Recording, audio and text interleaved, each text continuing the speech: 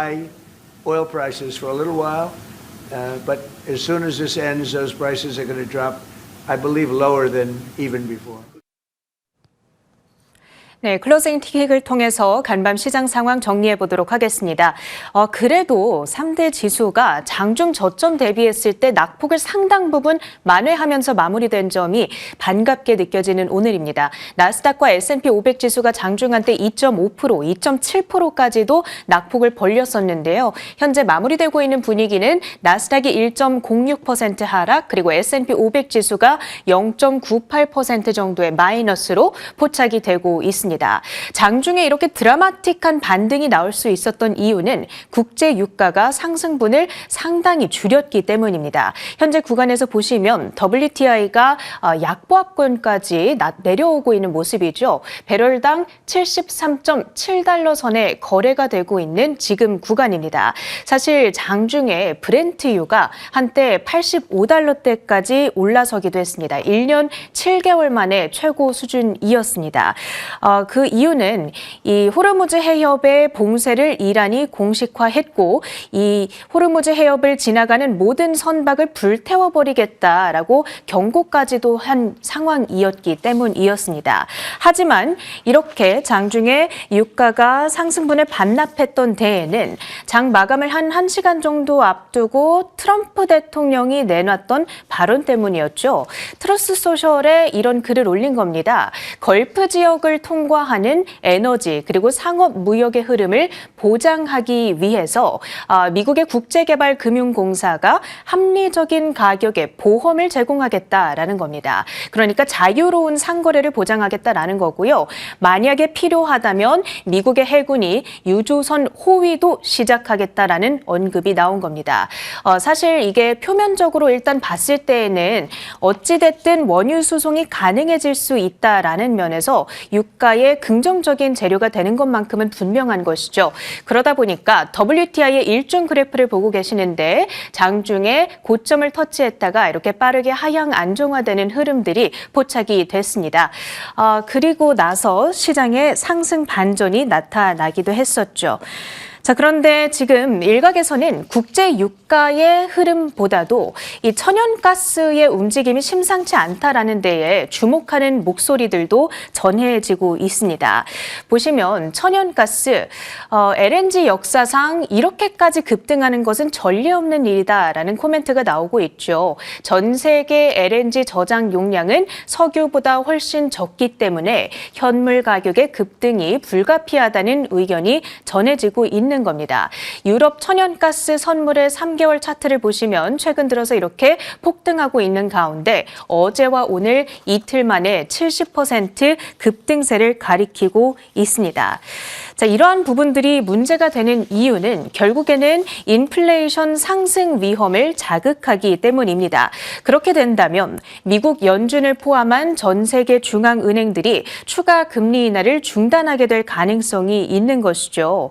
지정학적 위기가 고조됐음에도 불구하고 안전자산인 국채 가격이 하락하는 이례적인 움직임이 나타나고 있는 이유를 바로 여기에서 찾아볼 수가 있겠습니다. 물론 상승폭을 많이 반납하기는 했습니다만 현재 국채 금리의 움직임을 보시면 전 구간에 걸쳐서 상승세를 나타내고 있죠. 10년물은 0.5bp 상승하면서 4.056%대에서 움직이고 있는 간밤입니다. 그리고 이러한 매파적 베팅에 더욱더 부채질을 했던 것은 간밤 나왔던 연준 인사의 발언이 있습니다. 닐 카시카리 미니애폴리스 연은 총재는 한 차례 추가 인하가 원래 연내에 적절했는데 이제 이란전으로 인해서 그마저도 불확실해졌다는 코멘트를 간밤에 전해줬습니다. 그리고 월가 주요 인사들도 경고의 목소리를 키우고 있는 실정이죠. 전일 나왔던 제이미 다이먼 JP모건 CEO의 발언을 보시면 인플레이션이 파티장의 스컹크가 될 수 있다는 경고의 목소리 전하고 있습니다. 트럼프 대통령 간밤에 잠시 유가가 높을 수 있지만 군사작전이 끝나지 끝나자마자 내려갈 것이다 라면서 좀 적극적으로 유가 달래기를 시도하려는 모습들을 보여주기도 했습니다.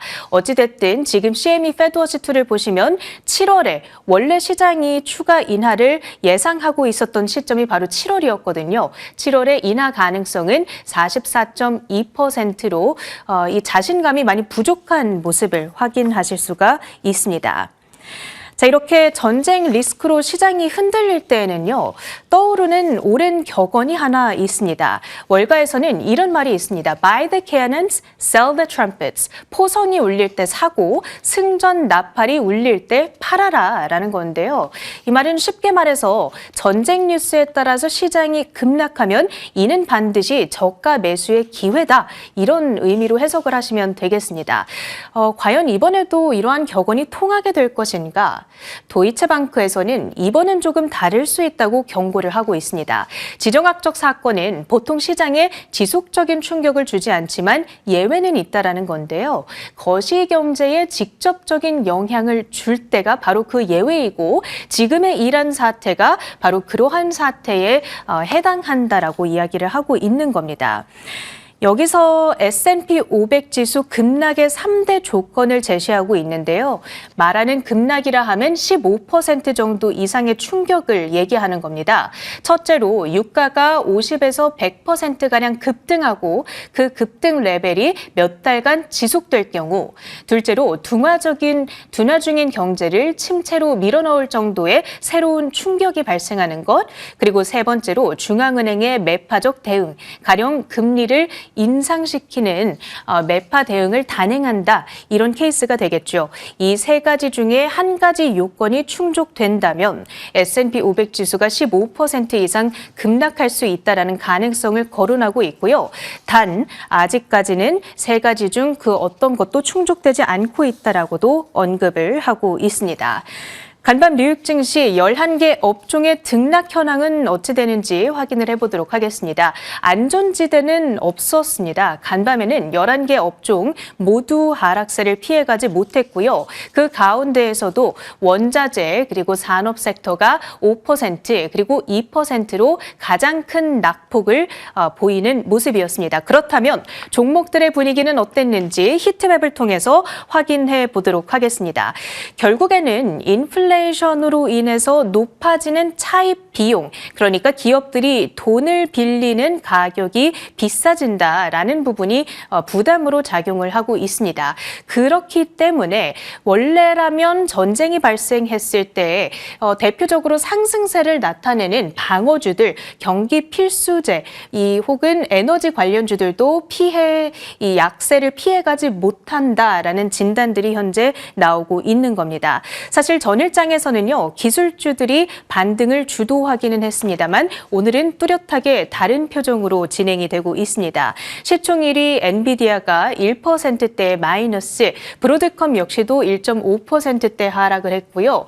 그리고 메모리 관련주들 전일 국내 증시의 흐름을 그대로 따라가듯이 마이크론이 거의 8% 가까운 뼈아픈 급락세를 나타내고 있습니다. 그리고 그 밖에도 스토리지 기업들로 해서 샌디스크와 웨스턴 디지털 등이 8%대, 7%대의 깊은 조정폭을 보여주고 있죠. 그 가운데에서도 소프트웨어 종목군들은 뚜렷하게 아웃퍼폼을 하고 있습니다. 서비스나우와 인투이트가 3%대, 어도비도 3%대 오르고요.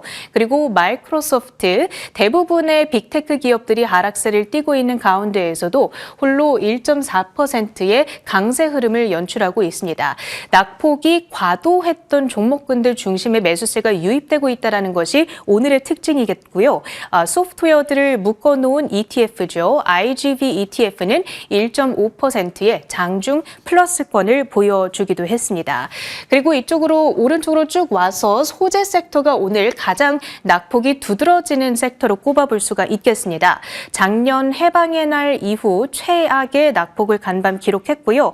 특히나 앨범알이라든지 프리포트 맥모란 등과 같은 이런 소재, 구리 관련주들이 9%의 장중 낙폭을 보였습니다. 그 밖에도 금값이 오늘 내려가고 있습니다.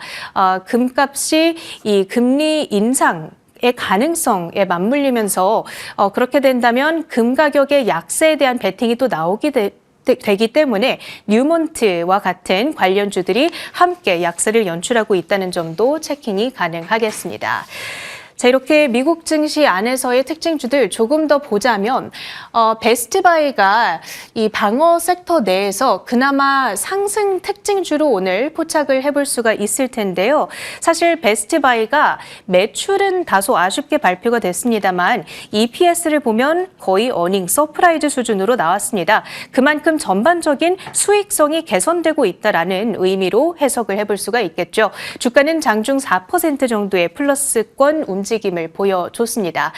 그 밖에는 크루즈 관련주들이 어제에 이어서 오늘도 이란전에 대한 부담감 속에서 하락했다라는 점을 특징으로 포착해 볼 수 있도록 하겠습니다. 자, 이렇게 뉴욕 증시의 다양한 시황 소식들 그리고 특징주 이슈까지 확인을 해봤습니다.